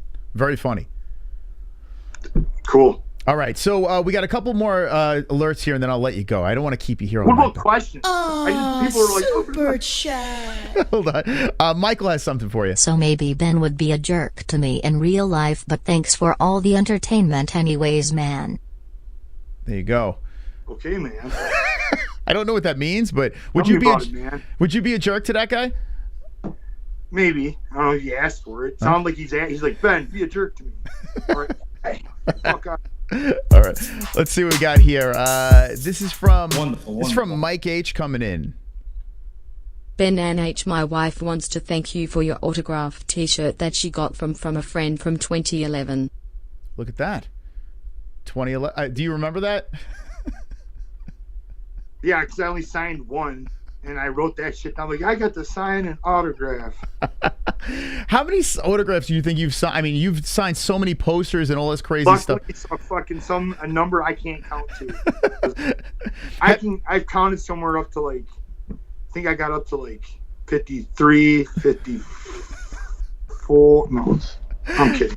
I'm just acting stupid. Thousands, dude. And then, okay, in one day at the 8 hours that I told you, I was averaging per hour. So it's in 1 minute, I was getting about 30 seconds with each people, and sometimes I was like bullshitting and I'd go up to 45 seconds, but I had a steady stream of people, and I was the only one from the one day that I got told by everybody, like, so a lot of the fighters got paid for 2 hours or this or whatever, and I just went up to Rev Gear and people started making a line that I was too fucking heartbroken to ever just suddenly be like, hey guys, I'm good, I gotta go fucking do whatever now. And it was insane to me. I'm like, I have 100 people lined up right now. And it stayed that way for fucking 8 hours. Wow. I was signing every 30 seconds to a minute. I was signing two autographs for 8 hours. So add that up, do that math. And that was one day. And I did it 2 days just then. Plus, as soon as I left the expo, I was getting stopped everywhere and everywhere in Vegas. And I was just fucking, dude, I thought for me, I was like, every fucking dork out there, I imagine, was like, I was acting like that. Well, I'm going to sign a fucking people want a picture and this is fucking cool. And I wasn't too cool for anybody. And I had a fucking, dude, I enjoyed it. Like, I openly was like having fun doing it. What a fucking honor and privilege. And then I kept doing it. And it's just like, it's been that way ever since. It's refreshing to hear you say that, because when people or actors or whatever are just like, it's a nuisance, this and that, you never know when it's going to go away. You know, like, that's how I think, at least. I mean, I'm not in your shoes, so I wouldn't know. I mean, my hand would get tired after a while, and I'd probably get annoyed. Have you ever had a situation like you were out with your family where someone was intrusive or anything like that? I don't want to say intrusive, but I've been at people stopped.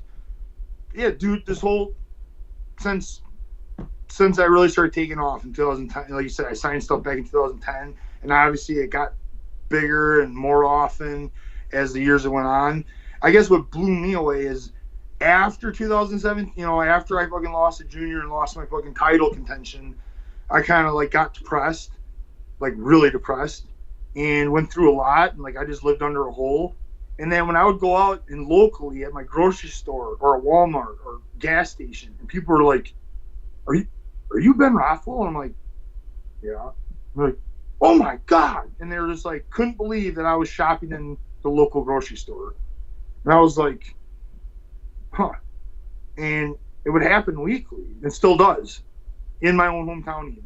Wow. People like, if I live here or just, and it now, so during that period of time, I couldn't believe it. Like in like a really negative way though. Like, what is wrong? Like, what? Like, why would you want my autograph? And my brother, more or less, you know, after a couple of years, I was kind of telling him how I felt, and he's like, Ben, that's to show you the things you did had such a ripple and such an impact that they're still doing this today. He's like, you need to be proud of that. Yeah. And he's like, most importantly, you enjoy doing. You like showing autographs. I'm like, yeah, like, of course, that's what I'm about. He goes, yeah, well, think how happy they are. So stop thinking about you and just keep thinking about them. And I was like, brilliant. And that's, I switched that up, and I'm like, yeah, when people are excited to see me, I have to embrace that. It doesn't, I can hate myself all I want. Doesn't matter. It made their day and they're happy, even if it's just for a moment. How cool is that? We're miserable all the time. I sit around, I don't do anything, I hate myself. And then it's just like, someone has a moment of happiness, then that's what I'm here for. That's what I need. So here we are, bud. And is it weird, like, when you have such a big win at bare knuckle and then you get home and then you're back to normal life? Is it weird to be like, I'm big, the monster, Ben Rothwell, knocking people out, signing autographs, taking pictures, now I'm dad? Like, is that weird going back to that mode? no, not now, because that mode's been, it's the way it's been going, man. Been doing this over half my life now. So this is, you know, being a big win. We'll just say the last decade. You know, the last 10 years is kind of when, you know, when I knocked out Brendan Schaub, things really took off for me. You know, I had some wins, and I know people knew who I was. The IFL set me up, and I had fans. But after I knocked out Brendan Schaub, things changed. I would say, like, in a big way. Like, then I was getting fan mail, and people were stopping me more often. And then obviously the bigger wins after that just perpetuated this whole thing. And now this knockout against Bkfc, dude, it's like pretty cool. Like, yeah, to be headlines again, and people in my hometown happy all over again. You know, I got stopped for autographs since I've come back home. You know what I mean? It's back to all that again. So it's just exciting, you know. Yeah, I bet. I don't know if anyone's ever said this to you, but after you knocked out Brendan Schaub, I feel like you're responsible for him wearing skinny jeans. Is that true? He started wearing skinny jeans after you knocked him out. I heard all sorts of things. Another the whole PF Chang story, and I had no clue. And then after people were talking about PF Chang's, I had to find out the story, and it sounds like some funny shit. All right, I'm gonna play 2 more alerts here. The people want to speak to you. Super chat. Into Thin Air is donating here. Okay, is this better? Pour another drink and slam that SHT after the next KO. Come on back here. You're a legend. He says, pour another drink and slam that shit after the next KO. Come on back here. You're a legend. I don't even know what the fuck that means. Do you know what that means? Let me break this down to you. He didn't have periods. He said, go get another drink, okay, slam that shit. Oh, okay. Period. You speak Then, into it. Go knock someone the fuck out and come back and do this again. All right, that's fair. What do you say? How's that sound? Are you going to come back, knock someone out, and then come back on the show? What do you say? Absolutely not. Oh, okay, good. I don't blame you. I don't blame you. Dude, I just gave you like fucking an hour, 40 minutes. I just gave you what's an average, 20 minutes an interview? So I've literally done 4 interviews for you. I tell you what, Ben, you love being here. Stop I'm lying. paying you a bill, bro. You love being on this show, right, Ben? I mean, come on. Dude, why do you want me to fluff your feathers, man? Do I have a fluffer now? You fuck.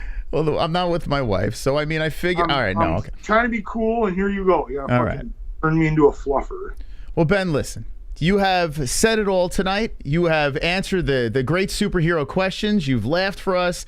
You have knocked people out. Yeah, so do me a favor. You motherfuckers, I can't get my screen to fix, so I don't see you anymore. What? You're invisible. That's fucked up. Second, there was a stream of questions. Help these people out, man. Give me some fucking questions. All right. I mean, Jesus, stop yelling at me, Ben. All right, hold on a second here. They're your people. I'm trying to help you take care of them, and you just fucking leave them hanging. Is it like what to tell them? Like what the fuck, man? Ben, life after I don't got all night. Life after bare knuckle. Maybe a co-host. Maybe we could work together, Ben, down the road. What do you say? Something about your name. It just fits for me. Right? The MMA-Holes. I think it works well. But okay. I'm combat sports. So how do we get combat sport hole? I don't know, Ben. We'll figure it out when it happens. Or I'll just say the combat sports asshole. I'll just say it. You're the MMA a-hole, like this all very nonchalant, and I'll just be the asshole. That's right. That's what you will be the asshole. All right, I'm gonna play one more alert here. This is from. Hold on a second. Let it come through. Oh, super chat. Oh, this is from Kendall Volker. I am the queen. Thank you. See you soon, bro. So Kendall was a nice, slim, tall young lady that was interviewing before your bare knuckle fight. I don't know if you remember her. Very. I just told you she's the Pillow Queen. The Pillow Queen, exactly. I fucking told you who she is. That's right. That's right. You better have respect. She's the one that said this. She fucking got me on your shit. That's true. That is true. Yeah, she connected us. That's very true. I forgot about that. Look at that, Ben. How are you gonna do it? She's gonna pillow you now. She kicked my ass. There's no doubt about it. Did you see her pillow fight? Yeah. You're lying. Ben, you're She's lying. had more than one. Oh, it's so true. Right here, I caught you right there. It's true. Would you get into a pillow? Would you get into a pillow fight? No. No what? Dude, she's smart. She'll put a brick in that shit. She'll fuck us both up. Oh God. All right, Ben. Listen. You can't see me anymore. That's it. It's done. Yeah, I know you're fucking with me, and this is pissing me off. I'm not fucking with you. Hold on a second. Let's see. Maybe I could do something for you here. Let's see. I'm gonna turn my camera on. Anything different? Yeah, I see me again. There's two of me. There's two of you. Hold on. Okay. No, go back to that. Do what you did. All right. How about now? Yeah. So I fucked up. I hit something. So I'm over you right now. So I see your screen. Yes. Of me, and then you're supposed to be here, but it's just me. Too many Mai Tais. I fucked this up. Oh, Ben, what are we gonna do with you, man? I mean, Jesus. Oh, hold on a second. We got a song coming in. Here we go. Come on, get loud, MMA-Holes in the crowd. Come on, get loud, MMA-Holes in the crowd. We got a song coming in here. Got MMA-Holes in the crowd. MMA-Holes in the crowd. Wow. MMA-Holes in the crowd. Well, D-Rest is saying something here. Ben's a guarantee. This is Ben's a guarantee. Ben, did you know you were a guarantee? Of what? I have no idea. I don't know. I don't know what that means. Guaranteed motherfucking action. So when you getting back in there? When are we going to smack some people around again? We're trying for the November. No. The February knuckle meeting.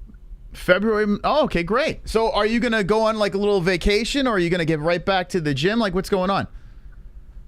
September and October are the very two best months of Wisconsin, in my opinion. And September is probably the best. And I just spent my fighty camp. All got wasted. So now I need to fucking enjoy October. And my birthday is the 17th. And Halloween's coming up, which I'm a big fan. And I am doing a pretty cool costume that you're going to want to see. So you're not going to reveal who you're going to be for Halloween?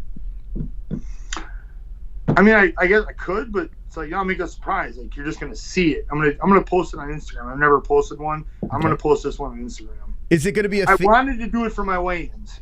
I'll give you that as a hint. I was going to do it for the weigh-ins, and I didn't. I was like, you remember, this is my first fight with these guys, and I got to have things go pretty good. And I'm like, I don't want to freak these motherfuckers out. Okay. So can we take some guesses here? What it might be? 3 guesses. All right, 3 guesses. Okay, hold on a second. Jeffrey Dahmer. Fuck you. Not even fun, man. All right. One more. Okay, hold on a second. Ragnar Lothbrok from Vikings. No. Okay. Did you watch that show? No. Okay. I heard I'm supposed to be on it, though. You should be. You would be perfect on Vikings. I mean, what the hell? Would you do that? Vikings? A TV show? Yeah, that'd be awesome. I tell you what, man, the Vikings were nuts. They were crazy, raping and pillaging and conquering lands and just hitting the seas. In another life, would you want to be a Viking? Like, if you could turn back time, would you say, yes, I want to be a Viking? No. No? Okay. If I was bored into it, I would have been the baddest motherfucking Viking ever. But I'm not going to tell you I wanted to go fucking rape and pillage and fucking... What the fuck is wrong with you? Why not? Don't knock it till you try it. You're trying to set me up for some fucked up shit. You never had... The truth is, you secretly want to go fucking be a Viking. I wouldn't. I would get seasick. I would be on the boat. I'd be throwing up over the side.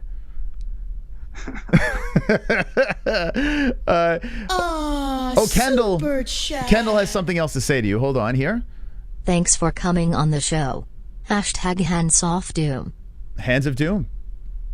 There you go, Kendall. I They tell you what, fucking are, aren't they? if you weren't a married man, what do you think about Kendall? What do you think about Kendall? All right. Would you What date? time is it? Would you date Kendall? What time is it? 1:40. All right, bro. I'm giving you the 1 minute. All right. I'm gonna slip Right. one more in. I'm gonna slip one more in. 1 minute. All right, here we go. Here we go. Super chat. This is from Michael coming back. What would you do instead of fighting? Astronaut? Would you be an astronaut instead of fighting? That'd be pretty cool, but I'm too big. Just to be realistic, they need to be smaller. But I love space. My Instagram is like got fighting stuff, and then it's all like pictures from the web and the telescope. It's pretty awesome. The universe is incredible. Okay. And one more, and then that's it, Ben. I promise. Here it is. Oh, it's Brendan Schaub. What? That's Brendan. What? You hear that jam? Oh, God, that was Do Brendan. you remember that time you knocked me out? I don't. I just remember waking up with a bad comedy routine and a vagina. Oh, what a way to go out! Wow, Brendan Schaub. Has it ever happened? Brendan Schaub ever interrupted an interview? No, that's the best interruption ever. He was fucking super cool to me after he talked about me on the shows and built me up for a while. Fuck it. Well, Ben, you've been a fantastic sport, man. I really appreciate you stopping back onto the show. I mean, almost 2 hours with us. How did you pull that off? Because I'm going to send you a 10 grand bill now. You were bragging about, I don't have to work no more and blah, blah. Good. You're going to fucking pay. How dare you, Ben? How dare? Okay. Ben, listen, I appreciate it. Love chatting with you. And any last words to the beautiful audience? Yeah, I hope you guys had a good time, man. If you did, let me know. Hit me up on Twitter. Follow me on Instagram. I'm watching all that stuff now. I didn't do shit for a lot of years, but this got me excited again. Like I said, I love interacting with the fans. So it'd be cool to see how many of you are actually real and not just as sex bots. And what was that? Not funny. Hit me up on Twitter. I'll be on there right now for a little while if you guys want to hit me with some questions or any of the social media ones I said. And let me know who you are and let's fucking chat for a minute. Out that. The fuck out of here. All right, Ben. Thanks again for coming back on the show. Can't wait to see you fight again, okay? I appreciate it. We'll try to get on before the next one if you want. All right, you're the man, Ben. Be good, all right? Cool. Have a good night. All right, Ben Rothwell on the show, baby. What do you say? What do you say? Big Ben coming on. 2 hours. We got the laugh. We got Brendan Schaub. Shout out to Tropic Tom. Hitting him with the bread. I almost... I was like, I saw it hit the donations. I was like, I gotta get through these things to get to that one that was perfectly placed. Shout out to Tropic Tom. Oh shit, hold on a second. There's one more over here. Wonderful. This is from Mike H. Happy birthday, Ben. Happy birthday. Oh, Mike H. I will be sure to forward that over to him. Thank you so much, Mike H., for the donation. And what a character. What a character Ben is. I tell you what, he has become my favorite interview, this guy. This guy is is perfect. He's literally perfect for this program. And, when I say to myself, I don't know if I want to reach out to these guys anymore. I don't want to waste their time and this and that. I feel bad, Ben's the type of guy where he just makes me want to keep doing this shit on Wednesdays. So shout out to Ben Rothwell. He's a great guy. What do you think in the chat? What do you say? As I tell you what, the time flew by for me. I don't know if it did for you, but it did for me for sure. Big thanks, Berserker Ben Rothwell. Yeah, we got the laugh. We got a little everything from that appearance. Ariel's not getting that shit. I tell you that much. I like the guy for the fact that he KO'd Brendan. Yes, he did KO Brendan Schaub. He's fun. Too bad you got to pay him $10K now before we get... Well, if we don't show up on the YouTube channel anymore, that's us running from Ben Rothwell. Let's see. Cole Felony. Ben is naturally fun. I got to get Felony back on. I miss that guy. You are a greater guy. Thank you very much, JM. Ben Rothwell is rad. Thank you, Kendall. I appreciate you setting us up with Ben. He is rad. Ben Baller, best interview ever, says Casey. Thank you. Great interview. Ben is the man from hilarious to deeply serious interview.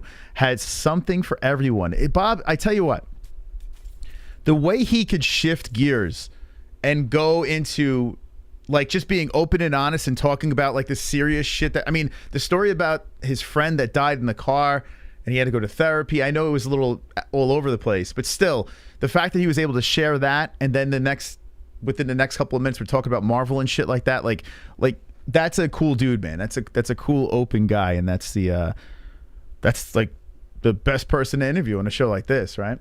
Ariel gave him 14 minutes.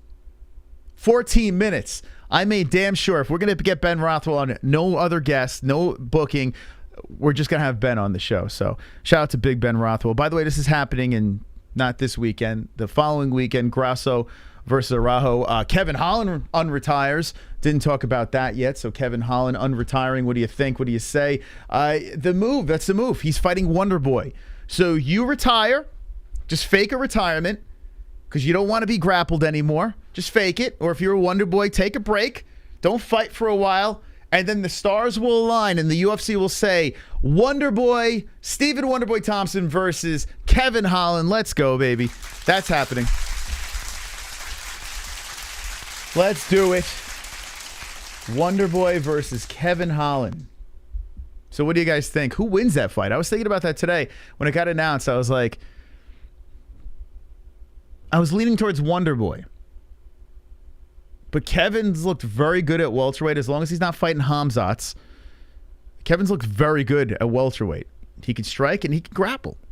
Like if he wanted to, he might trick Wonder Boy and take it down to the ground. Who knows? I would say Wonder Boy by points, but Kevin's got power. He's got very good tricky striking. Really fun fight. I'm still going to lean towards Wonder Boy, but who knows? Maybe he's on the tail end. Wonder Boy's pushing 40. So who would you pick in that fight? Wonder Boy or Kevin Holland? I want to thank all the donators tonight. Jeez. Super chat. You guys you're going to make me cry. Sorry about missing the periods. My girl is on hers, so I'm trying to avoid them at all costs. Great work.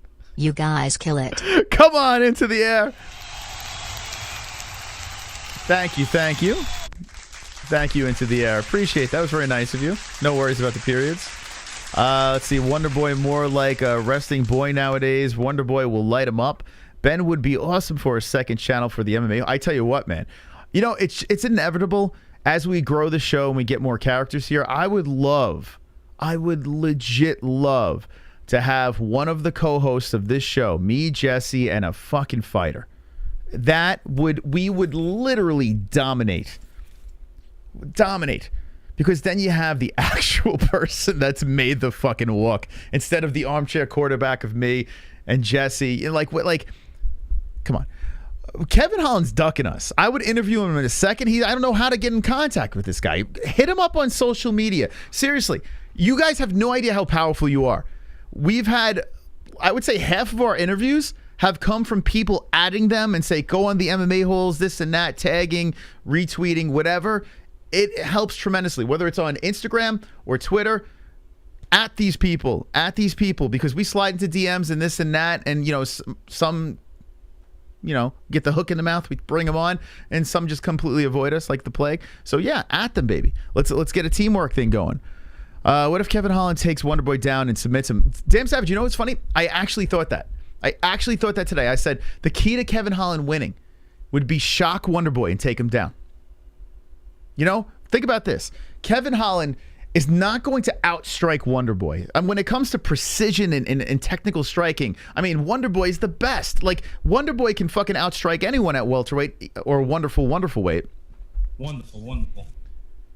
If Kevin Holland could connect on one shot and drop him, hop on top, take the back, choke him out.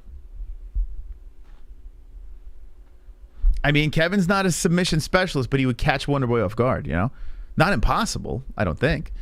How about you just hire me? If we had money, we would. We were barely paying Will. But yeah, we trust me, when money comes in, we will. We can't even keep our lights on. D-Rest. Yeah. Come on, get loud, MMA holes in the crowd. Come on, get loud. MMA holes in the crowd. Got MMA holes in the crowd. MMA holes in the crowd. MMA holes in the crowd. Holes are infinite. That's right. Infinite holes. Infinite. Thank you, D-Wrestling. Cray tonight. Appreciate that. We will expand the team, no doubt about it. We have plans to do so, but it's been a little rough lately, so we're just trying to keep the lights on over here, and then once we keep moving, we will grow the team. There's no doubt about that. We will get more characters on the show. We'll have more people behind the scenes, and that will happen. But right now, if you're looking to work for free, slide to our DMs, and we'll hire you. What's it called? So... good job by Will. Here we go. Will got a clip up already. I gotta clip the SCHAUB thing. I have to clip the SCHAUB donation is so clippable. Like that was Tropic Tom. That might be his fucking.